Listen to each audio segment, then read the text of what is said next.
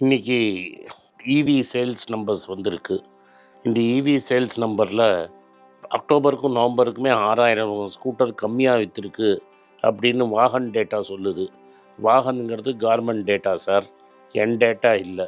அதிலே 6000 கம்மியாயிடுச்சு.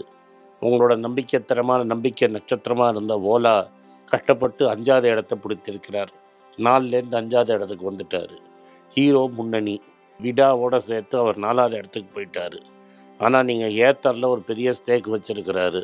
ஏத்தரை சேர்த்திங்கன்னா அவர் பஜாஜையும் ரேஸ் அடித்து ஏத்தர், ஹீரோ, அதுக்கப்புறம் தான் பஜாஜ் 3 பேரும் 25,000 வண்டிக்கு மேலே விற்கிறாங்க.